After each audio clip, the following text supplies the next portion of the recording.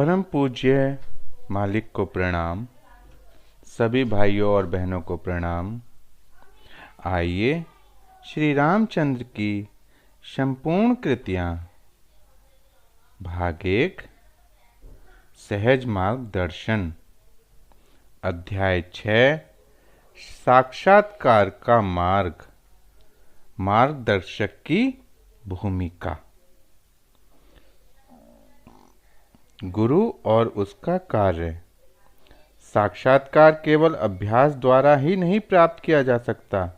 कारण यह है कि उच्चतर अवस्थाओं पर दशा ऐसी होती है कि यदि कोई अपने प्रयत्न से थोड़ा ऊपर उठे भी तो ऊपर से पड़ने वाले तेज दबाव से वह शीघ्र ही नीचे खिसक जाता है। अतः जहाँ तक हमारे उच्चतर मंडलों में प्रवेश का संबंध है, गुरु की सहायता अपरिहार्य है।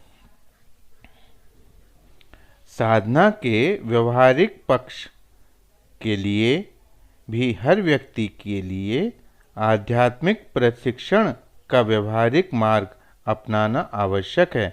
इसके लिए हमें उचित मार्गदर्शक की तलाश करनी है। ऐसे भी उदाहरण मिलते हैं जहाँ पर संतों ने केवल अपने प्रयत्न से सीधे ईश्वर को स्मरण करके पूर्णता प्राप्त की है, परंतु ऐसे उदाहरण गिने चुने हैं। यह वास्तव में बहुत कठिन मार्ग है और केवल उन्हीं व्यक्तियों द्वारा अनुसरण किया जा सकता है जिन्हें असाधारण प्रतिभा प्राप्त हो। गुरु ईश्वर और मनुष्य को जोड़ने वाली कड़ी है। केवल उसी के माध्यम में से हम ईश्वर तक पहुंच सकते हैं।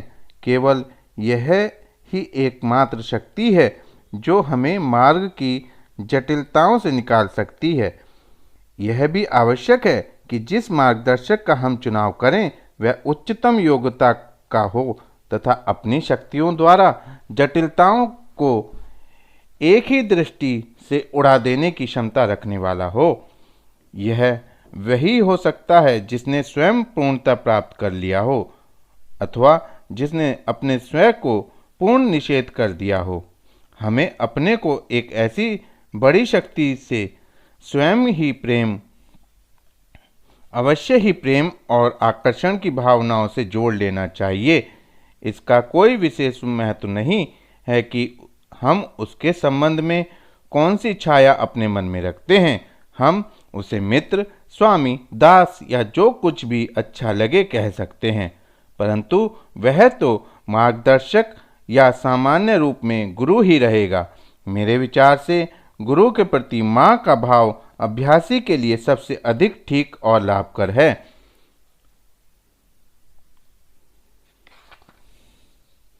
माँ प्यार और स्नेह की साक्षात प्रतिमूर्ति होती है।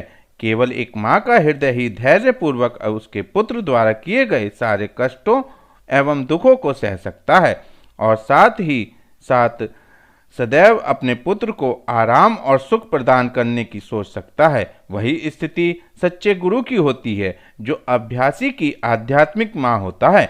अतः गुरु अपने बच्चे अर्थात अभ्यासी की आध्यात्मिक भलाई के लिए सदैव सचेत रहता है। गुरु का अभ्यासी से स्नेहपूर्ण संबंध होने का कारण महान पिता ईश्वर का ध्यान, जिससे कि उसकी आध्यात्मिक माँ गुरु घनिष्ठता से जोड़ती है, अभ्यासी की ओर निर्देशित किया जाता है। एक माँ और एक सच्चे गुरु के कार्य में अत्यंत निकट का सामान्य है। माँ बच्चे को अपने गर्भ में एक निश्चित अवधि तक रखती है। गुरु भी आध्यात्मिक बच्चे को अपने मानसिक क्षेत्र में एक निश्चित समय तक रखता है। इस अवधि में अभ्यासी गर्भस्थ शिशु की भांति गुरु के आध्यात्मिक तरंग युक्त विचारों से शक्ति शोषण करता है और पोषण पाता है। जब समय परिपक्व हो जाता है तो वह ज्योतिर्मान लोक में जन्म लेता है और वहां से उसका अपना आध्यात्मिक जीवन प्रारंभ होता है। यदि अभ्यासी अपने समस्त संभार को अपने गुरु को समर्पित करके उसके मानसिक क्षेत्र में प्रवेश करता है तो गुरु केवल 7 माह में उसे अभ्यासी को ज्योतिर्मान लोक में उतार देता है, परंतु आमतौर पर इस प्रक्रिया में बहुत अधिक समय लग सकता है, क्योंकि अभ्यासी गुरु के मानसिक क्षेत्र में रहते हुए भी अपने विचारों और भावनाओं की चेतनाएं बनाए रखता है। इस प्रकार हम पाते हैं कि गुरु की स्थिति बहुत कुछ वैसी ही है जैसी कि माँ की होती है। गुरु के प्रति माँ के रूप में विचार हम में प्रेम, श्रद्धा और समर्पण की भावना बढ़ाता है, जो आध्यात्मिक जीवन के मुख्य अवयव हैं। एक योग्य गुरु का चुनाव निसंदेह एक अत्यंत कठिन कार्य है। अपने अनुभव के आधार पर मैं आपको तय करने का सरल तरीका बता सकता हूँ। जब कभी आप किसी ऐसे व्यक्ति के संपर्क में आवें तो यह समझने का प्रयास करें कि क्या उसका संसर्ग आप में शांति और ठहराव की भावना पैदा करता है और कुछ ही समय के लिए सही आपके मन की व्यग्र प्रवृत्तियों को बिना इस प्रकार कोई बोझ या प्रभाव पैदा किए हुए स्थिरता प्रदान करता है। यदि ऐसा है तो आप यह निष्कर्ष निकाल सकते हैं कि वह आपको मार्ग पर ले चलने के लिए उपयुक्त व्यक्ति है। इसके अलावा एक और भी कठिनाई है, वह यह है कि यदि ऐसा गुरु उपलब्ध और पहुंच में हो तो भी उस पर तब तक नहीं विश्वास किया जा सकता जब तक कि वह कोई प्रभावोत्पादक चमत्कार नहीं दिखाता। एक रियाज योगी जिसमें प्राणाहुति की क्षमता होती है निश्चय ही चमत्कार प्रदर्शन कर सकता है, परंतु वह ऐसा करना कभी भी पसंद नहीं करता, क्योंकि वह उसकी वास्तविक दशा को हीनता प्रदान करने वाला होता है। हमारे सामने क्राइस्ट का उदाहरण है, जिन्होंने जीवन भर चमत्कार प्रदर्शन किया, परंतु उन सब के बावजूद उन्हें केवल 12 शिष्य ही प्राप्त हुए, जिनमें एक वह व्यक्ति भी था जिसने बाद में उन्हें सूली पर चढ़वाया। यह सिद्ध करता है कि उनके चमत्कार लोगों में श्रद्धा उत्पन्न करने में कोई लाभकर सिद्ध नहीं हुए। वस्तुतः उनके सुंदर उपदेशों के कारण उन्हें बाद में इतनी बड़ी संख्या में अनुयायी प्राप्त हो सके। इसलिए यह हम लोगों के सर्वोत्तम हित में है कि हम अपनी दृष्टि वास्तविकता पर टिकाए रखें, न कि चमत्कारों पर, जो निसंदेह बहुत छोटे हैं तथा जिनका प्रदर्शन अपेक्षाकृत निम्न कोटि की योग्यता और उपलब्धि वाले व्यक्तियों द्वारा भी हो सकता है। एक संत या योगी के लिए चमत्कार कोई मापदंड नहीं है। दूसरी तरफ यह एक जानबूझकर किया जाने वाला छल है, जो चतुर गुरु निर्बल और विश्वासी लोगों को अपने गुरुडम के घेरे में फंसाने के लिए करते हैं। अंतिम चुनाव का निर्णय करने के पहले व्यक्ति को गुरु की आध्यात्म मार्ग पर व्यवहारिक क्षमता और योग्यता की उपलब्धियों के संबंध में पूरी तरह आश्वस्त हो जाना चाहिए। इसके लिए उसे उनका सतत सानिध्य बनाए रखना चाहिए, जिससे कि वह चीज़ों को व्यवहारिक रूप में देख सके और अनुभव कर सके। इस प्रकार जब वह आश्वस्त हो जाए तब उसे उन पर निष्ठापूर्वक विश्वास करना चाहिए तथा दृढ़तापूर्वक उन पर अवलंबित होना चाहिए। सफल प्रयास के लिए यह बहुत आवश्यक है। मेरे पास एक हृदय है जो सदैव उस व्यक्ति की सहायता करने के लिए तैयार रहता है जिसे इसकी आवश्यकता हो। मैं इस कार्य को केवल मानवता के विनम्र सेवक की भांति लेता हूँ। बहुत से कुशल गुरु हैं और हुए हैं जो अपने समय में गुरु के रूप में कार्य करते हैं और किए हैं, परंतु मैं सेवक ही होना पसंद करता हूँ और सामान्य जन की भलाई के लिए सेवक के रूप में ही कार्य करना चाहता हूँ। आपसे जो कहा गया है और करें और हमें अपने दैनिक प्रगति की सूचना दें, और यदि कुछ बाधाएं हो तो उन्हें भी सूचित करें। मैं आपको आश्वस्त करता हूं कि यदि आप लगातार सतत स्मरण से चलते रहे तो बहुत आसानी से उद्देश्य प्राप्त कर सकते हैं। धार्मिक क्षेत्र के विद्वान शिक्षक सामान्यतः लोगों को देवी देवताओं की पूजा करने के लिए प्रेरित करते हैं। केवल वही जो मार्ग पर चल चुका है, केवल वही सफलतापूर्वक मार्गदर्शन कर सकता है। विद्वान व्यक्ति सड़क के किनारे के सूचना पट्ट को भांति होते हैं जो आपको बताते हैं कि यह सड़क कहाँ को जाती है। बस वे इतना ही प्रयोजन सिद्ध कर सकते हैं। निसंदेह यह बहुत आश्चर्य की बात है कि ऐसा व्यक्ति जो भौतिकताओं से मुक्त होने का उद्देश्य रखता हो, भौतिक रूपों और स्थूल भावनाओं का अवलंबन ले। महात्मा शब्द कई रूपों में परिभाषित किया गया है और कदाचित ऐसा नहीं है कि उन सब का कोई उचित आधार नहीं है, परंतु मेरी इसकी अस्तित्वहीन अस्तित्व की परिभाषा अनोखी लेकिन अर्थपूर्ण है। इसे ऐसे ही भी व्यक्त किया जा सकता है कि वह जो आध्यात्मिकता से दूर रहा हो, परंतु वह उन लोगों को स्वीकार नहीं हो सकता जो आध्यात्मिकता के इच्छुक हों। परंतु यदि हम इसके वास्तविक महत्व को समझने के लिए गहराई में जावें तो मुझे भय है कि इसे समझा नहीं जा सकेगा। अतः अच्छा यह होगा कि मैं इस प्रकरण को बंद कर दूं। हमें यह मालूम है कि केवल शाही परिधान ही किसी को वास्तविक सम्राट नहीं बनाते, उसी प्रकार रूप या वस्त्र किसी को वास्तविक संत या योगी नहीं बनाते। बाहरी भौतिक आकृति अंदर के हृदय को निश्चित रूप से नहीं इंगित करती। आज के गुरुओं का वर्गीकरण सफलतापूर्वक निम्न शीर्षकों में किया जा सकता है। नंबर 1, मिथ्या चिकित्सक या कठ वैद्य। वे जो वृक्ष, पशुओं, कीड़े मकोड़ों, बीमारियों अथवा भूत प्रेतों की पूजा कराते हैं तथा परामर्श देते हैं। नंबर 2, किताबी कीड़े। वे जो उन तरीकों और अभ्यासों को बताते हैं जिन्हें उन्होंने पुस्तकों से चुन लिया है। नंबर 3, व्यवहारिक शिक्षक। वे जो दूसरों को वे बातें बताते हैं जो वे स्वयं करते या किए होते हैं, परंतु वे इसके गुण दोष पर विचार नहीं करते। नंबर 4, प्रेरित शिक्षक। वे जो लोगों का मार्गदर्शन अपनी अंतः प्रेरणा के आधार पर करते हैं। नंबर 5, प्रेरित एवं अनुभवी शिक्षक।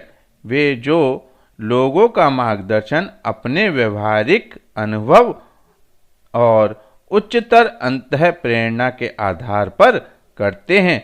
उसी प्रकार शिष्यों का वर्गीकरण निम्न प्रकार किया जा सकता है। नंबर 1, स्वार्थी। वे जो आध्यात्मिक प्रयास अपनी इंद्रियजन्य आवश्यकताओं की पूर्ति के लिए करते हैं। नंबर 2, काल सापेक्ष। वे जो मनोरंजन के लिए अभ्यास ग्रहण करते हैं। नंबर 3, अनुयायी। वे जो गुरु के निर्देशों का पालन करते हैं। नंबर 4, निष्ठावान अभ्यासी। वे जो गुरु के पद चिन्हों पर चलते हैं तथा उनका अनुकरण करने का प्रयास करते हैं। नंबर 5, हार्दिक अभ्यासी। वे जिन पर गुरु का ध्यान केंद्रित हो जाता है। दुर्भाग्य से आज योग्य गुरु के चुनाव का कोई महत्व नहीं दिया जाता। हालांकि धार्मिक विचारों का हर हिंदू यह मानता है कि उसके अपने आध्यात्मिक लाभ के लिए गुरु बनाना आवश्यक है। आमतौर पर लोग किसी को भी बिना उसकी क्षमता या योग्यता का विचार किए चुन लेते हैं, वे अधिकांश में प्रलोभनवश या भोली भाली जनता को आकर्षित करने के लिए तथाकथित गुरुओं द्वारा चमत्कार प्रदर्शन के कारण ऐसा करने के लिए उन्मुख हो जाते हैं। शिष्य लुभावकों की कोई कमी नहीं है, वे इतने अधिक हैं जितने किसी वृक्ष पे पत्ते।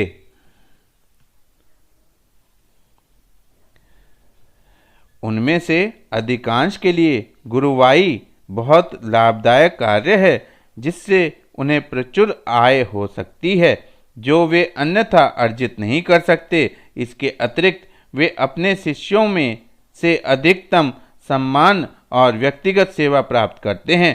इस प्रकार अनभिज्ञ जनता इन स्वार्थी पेशेवरों की तुरंत शिकार हो जाती है।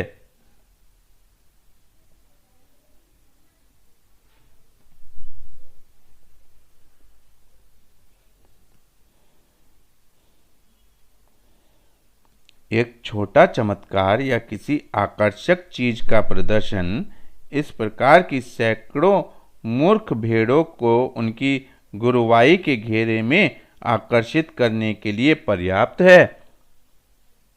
यदि कोई उन्हें अप्रसन्न करता है तो श्राप देने की एक साधारण धमकी हजारों को निम्न कोटि की दास्ता में ले आती है। यही नहीं, अपने व्यवसाय का एकाधिकार बनाए रखने के लिए वे यह भी घोषित करते हैं कि एक विशेष वर्ग का व्यक्ति ही, चाहे वह सन्यासी हो या गृहस्थ, गुरु बनने का अधिकारी है। वे जन्म के अधिकार से जगत गुरु बनने का दावा करते हैं, चाहे उनकी क्षमता या योग्यता कुछ भी हो।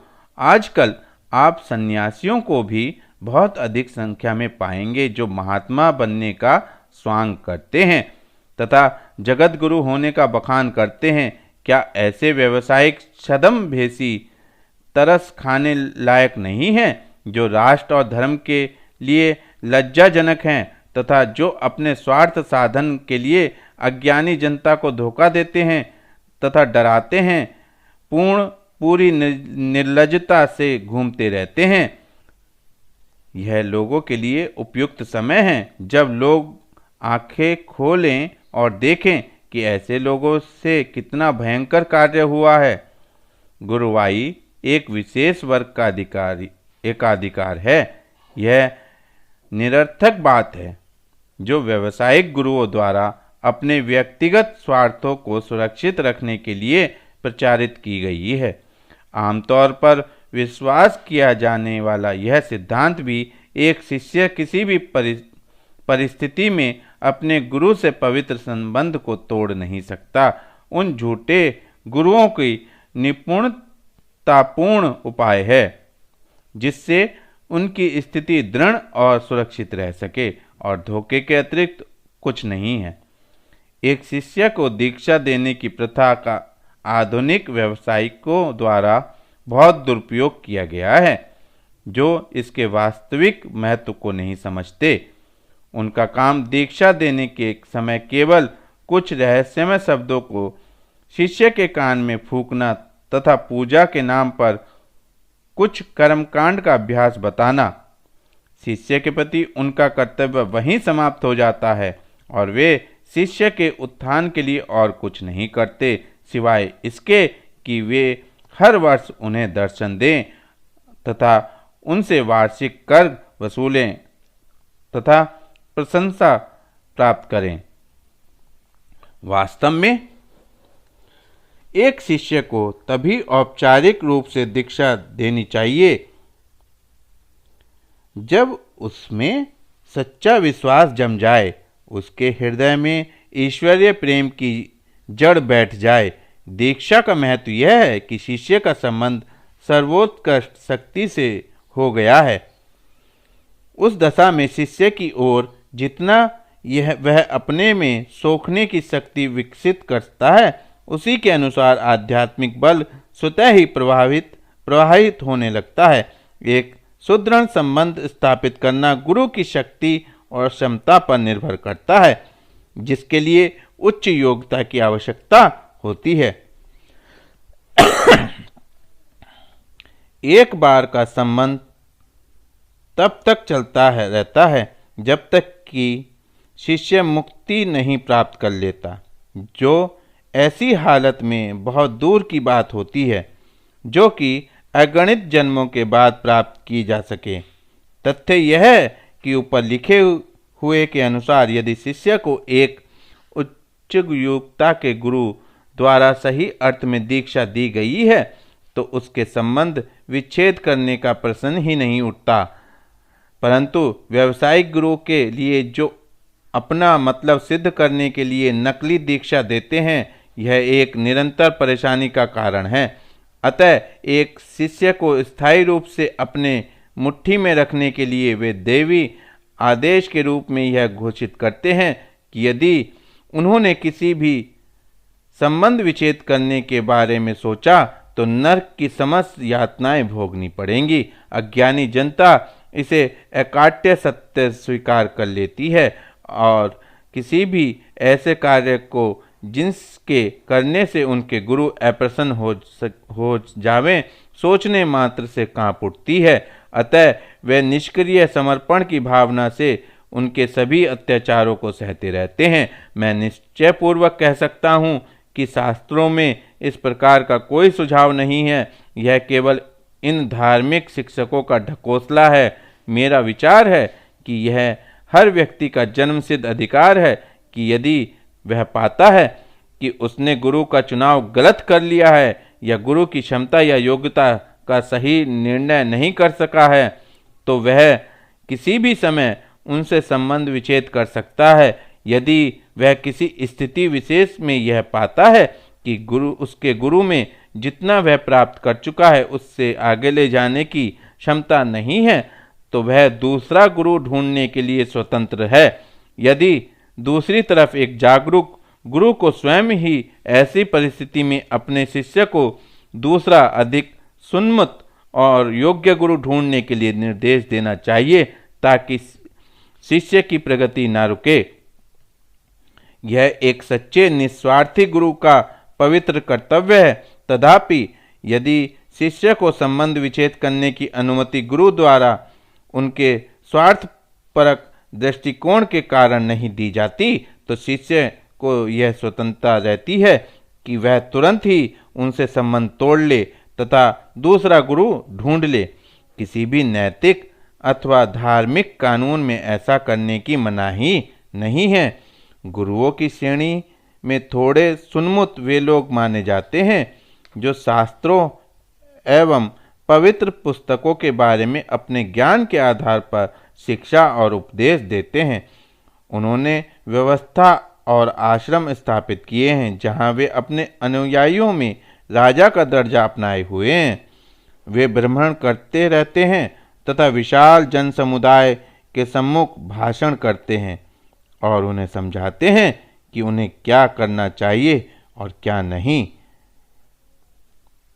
एवं माया, जीव और ब्रह्म संबंधी समस्याओं की व्याख्या करते हैं। लोग हजारों की संख्या में उनके इर्द गिर्द एकत्र होते हैं, उनके उपदेश सुनते हैं और उनके उच्च विचारों और विस्तृत ज्ञान की प्रशंसा करते हैं तथा उन्हें बहुत बड़ा महात्मा या संत मानते हैं। वे उनसे बहुत से जटिल प्रश्न करते हैं और यदि वे अपने ज्ञान भंडार के आधार पर उत्तर दे सकने में समर्थ होते हैं, तो महात्मा के रूप में उनकी महत्ता उनके मन पर स्थापित हो जाती है और उन लोगों को उन्हें गुरु मान लेने के लिए प्रेरित किया जाता है। परंतु वास्तव में इस प्रकार उन लोगों में उनके पांडित्य की परीक्षा की है, न कि वास्तविक योग्यता की। यह भली प्रकार समझ लेना चाहिए कि पांडित्य या ज्ञान किसी व्यक्ति को पूर्णता नहीं प्रदान करता, अपितु केवल सच्चे अर्थ में साक्षात्कार ही किसी को सच्चा योगी या संत बनाता है। यह बहुत संभव है कि वह व्यक्ति जिसने आपको बाहरी रूप, पांडित्य या व्रत तत्व शक्ति से प्रभावित किया है, व्यवहारिक उपलब्धि की दृष्टि से निम्न स्तर का पर हो। इसलिए पांडित्य एक सच्चे योगी या महात्मा के लिए कोई मापदंड नहीं है। उसी प्रकार एक महात्मा या गुरु का वास्तविक मापदंड उनके चमत्कार नहीं अपितु साक्षात्कार के पथ पर उनका अनुभव है। महात्मा का एक महान व्यक्तित्व के रूप में बहुप्रचलित अर्थ मुझे नहीं जचता। मैं महात्मा की परिभाषा एक अत्यंत महत्वहीन जीव बल्कि एक नगण्य इकाई के रूप में करूँगा, जो महानता की पूरी भावना घमंड या अहंग से परे हो तथा स्थायी रूप से पूर्ण आत्मनिषेध की स्थिति में निवास करता हो। कुछ लोग ऐसे भी हैं जो यह विश्वास करते हैं कि चूंकि ज्ञान साक्षात्कार की प्रारंभिक अवस्था है, अतः आवश्यक और अपरिहार्य है। मैं उन लोगों से इसलिए नहीं सहमत हूँ कि केवल ज्ञान बुद्धि की एक उपलब्धि है, जबकि साक्षात्कार आत्मा का जागरण है, अतः इसकी परिधि से कहीं आगे की वस्तु है।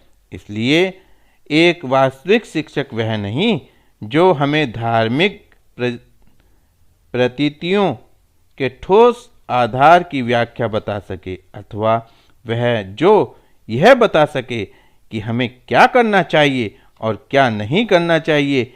एक गुरु से हमें जिस चीज की अपेक्षा है वह सच्चे स्पंदन की है, जो आत्मा में जागरण पैदा कर सके, तथा उसके प्रत्यक्ष अवलंबन की है, जिसकी हमें साक्षात्कार के पथ पर बढ़ने की आवश्यकता होती है।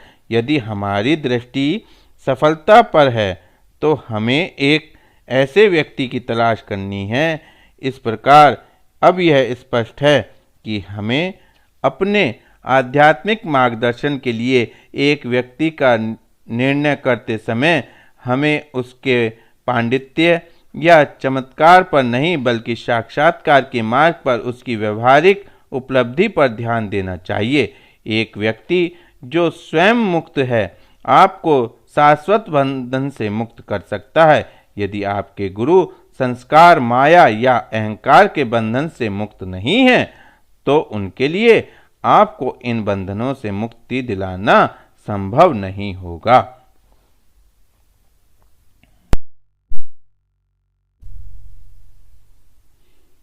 प्राणाहुति।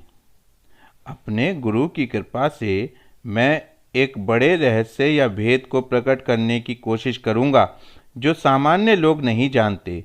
यह एक बहुत आश्चर्यजनक बात होती है, जबकि महान व्यक्तित्व जैसे कि भगवान श्री कृष्ण, स्वामी विवेकानंद या मेरे गुरुदेव एक व्यक्ति के जीवन की समग्र धारा को बदल देते हैं।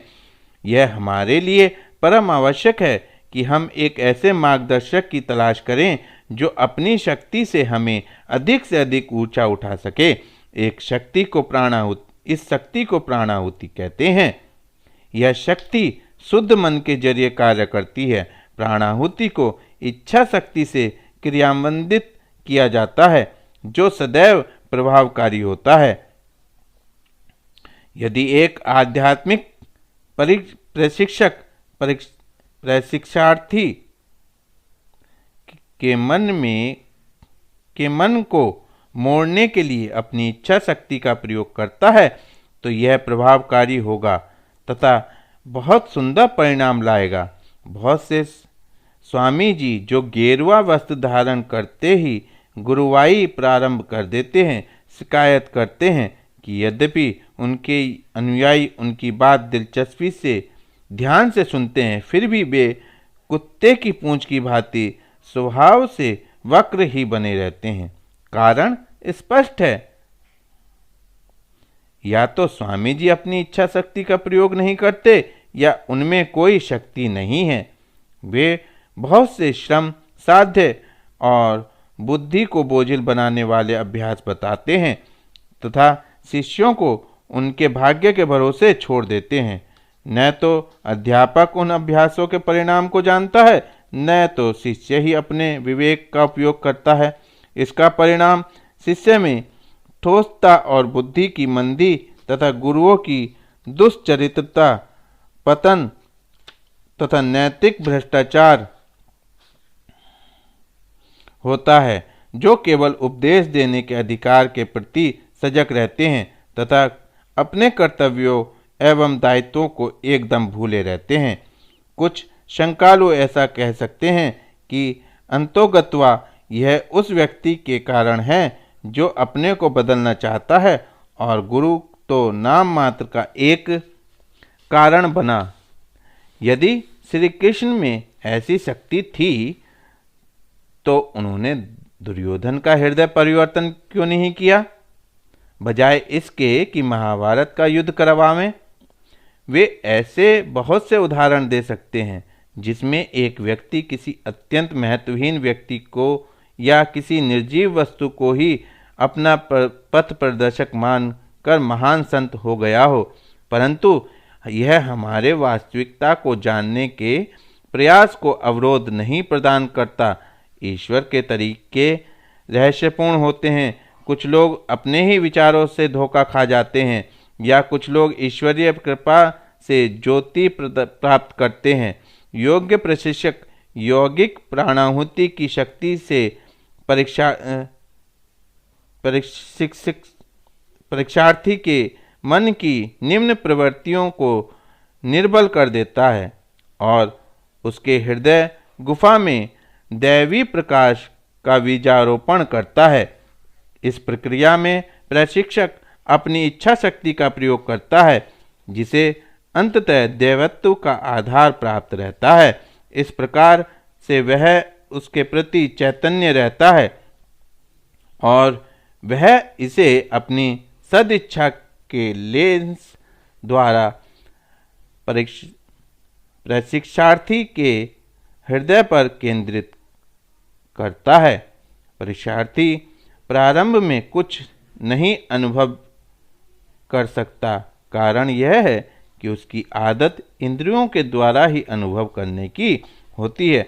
कुछ समय पश्चात वह ऐसी प्राणाहुति का अनुभव कर सकता है जिसका प्रदर्शन उसके अंगों की क्रियाओं में सूक्ष्म परिवर्तन या मन की वृत्तियों के रूप में होता है। यह अत्यंत दुख और तरस की बात है कि युग युगांतर की यौगिक प्राणाहुति की यह पद्धति, जिसका प्रारंभ तथा व्यापक अभ्यास हमारे प्राचीन ऋषियों ने किया था, अब पूरी तरह अपने उत्पत्ति के ही देश में भुला दिया गया है तथा जहाँ पर थोड़े ही लोग ऐसे होंगे जो इस पर विश्वास भी करने के लिए उत्सुक होंगे।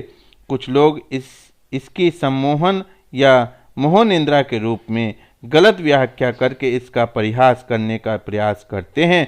सम्मोहन के परिणाम प्राणाहुति के परिणाम के विपरीत होते हैं। इस निम्न स्तरीय कला में सम्मोहन अपनी इच्छा शक्ति का उपयोग भौतिक शक्तियों के सहारे करता है। मोहग्रस्त व्यक्ति की इच्छा शक्ति निर्बल हो जाती है तथा जब वह मोह निंद्रा से जागता है तो अपने को सुस्त और हृदय पर भारीपन महसूस करता है। सम्मोहक की शक्ति और सम्मोहित के समर्पण के अनुसार कुछ हद तक कोई बीमारी ठीक हो सकती है या छोटी मोटी प्रकार की प्रवृत्ति को दबाया जा सकता है, परंतु इसका प्रभाव बहुत दिनों तक नहीं रहता। सम्मोहन शक्ति का विकास किसी तीव्र मानसिक और शारीरिक अभ्यास, जिसमें द्रवात्मक वस्तुओं या मानसिक प्रतिबिंबों को एकाग्रता का विषय मानकर करने से होता है। ये अभ्यास अक्सर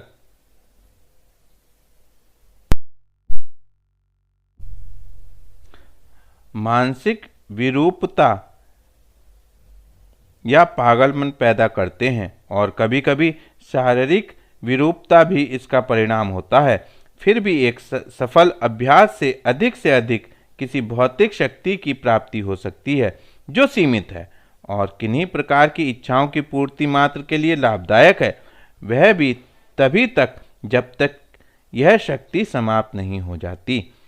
यह मैं आपको आश्वस्त कर सकता हूँ कि ऊंची अवस्थाओं की प्राप्ति के लिए आध्यात्मिक प्रशिक्षण केवल यौगिक प्राणाहुति के जरिए ही संभव है और अन्य किसी भी विधि से नहीं। आजकल के शिक्षित व्यक्तियों के समाज में इस पद्धति के बार बार जिक्र करने से कुछ धार्मिक शिक्षकों ने अपनी अयोग्यता की प्रतिरक्षा के लिए यह भी व्याख्या प्रारंभ कर दी कि प्राणाहुति में कोई विशेष बात नहीं है। ऐसा सामान्यतः होता है कि जब आप किसी महात्मा या संत के संपर्क में होते हैं तो आप किसी सीमा तक अपने अस्थिर विचारों से मुक्त होते हैं और कुछ काल के लिए अपेक्षाकृत शांति महसूस करते हैं। यह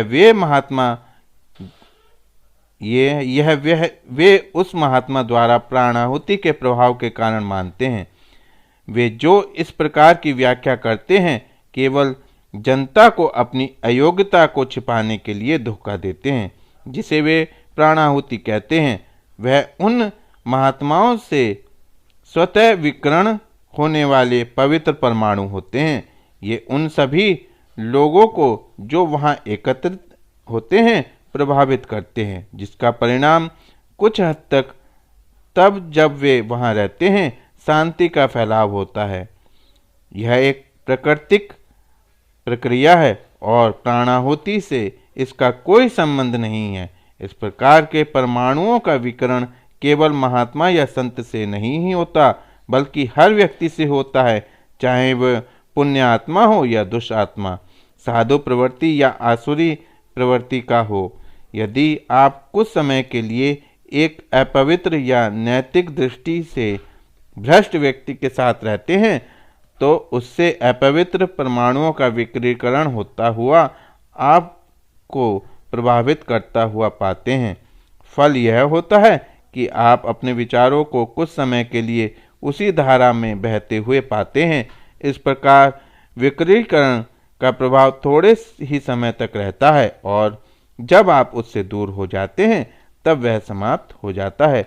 यही कारण है कि अक्सर धार्मिक शिक्षक इस बात की शिकायत करते हैं कि लोग उनके उपदेश के प्रति अन्यमनस्क रहते हैं। वे कहते हैं कि लोग जब उनके उपदेशों को सुनकर जाते हैं तो तुरंत वहीं पर जो कुछ सुने रहते हैं झाड़ कर चले जाते हैं तथा अपने मन में कुछ भी नहीं धारण करते। मेरे विचार से लोग नहीं बल्कि इसके लिए उपदेशक ही दोषी है, क्योंकि उसके पास क्षमता नहीं होती या वह उपदेश देते हैं उसे संचारित करने की शक्ति नहीं होती। परंतु प्राणाहुति की शक्ति एक अत्यंत उच्च कोटि की यौगिक उपलब्धि है जिसके द्वारा एक योगी अपनी इच्छा शक्ति द्वारा यौगिक ऊर्जा या दैविक कृपा किसी के अंदर प्रविष्ट करा सकता है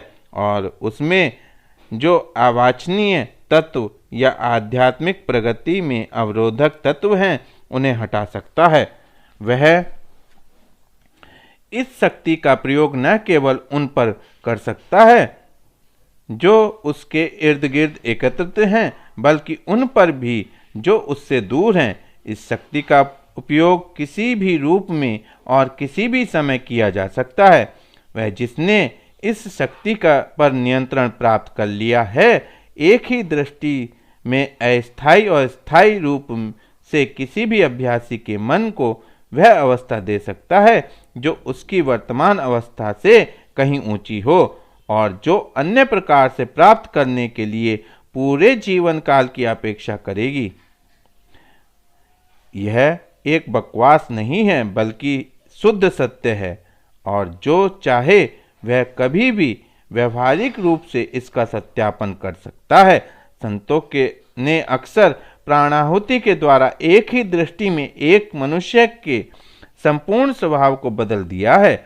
महान संतों जैसे मेरे गुरुदेव फतेहगढ़ के समर्थ गुरु महात्मा श्री रामचंद्र जी महाराज, स्वामी विवेकानंद तथा अन्य दूसरों के आश्चर्यजनक उदाहरण इसके पर्याप्त प्रमाण हैं।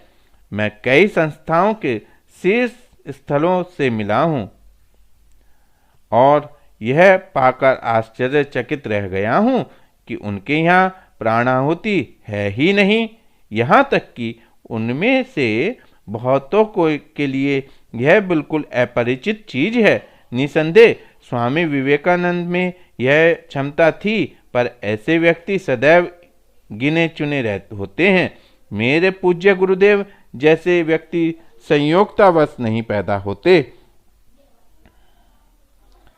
वास्तविकता यह है कि हम सभी मालिक के दरवाजे पर भिखारी की भांति हैं और अपने हाथ में भिक्षा पात्र लिए हुए हैं, जिसे मालिक तत्परता से भर देते हैं। परंतु जब पात्र पहले से ही आध्यात्मिकता से इतर चीजों से भरा होता है, उसमें ईश्वर से कोई चीज प्राप्त करने का बिल्कुल ही प्रश्न नहीं उठता, क्योंकि यदि इनमें कोई चीज डाल दी जावे तो वह तुरंत बाहर बह जावेगी। इसलिए हम लोगों के लिए सबसे पहली चीज है कि हम अपने को खाली करें, ताकि पात्र मालिक की कृपा से भरा जा सके।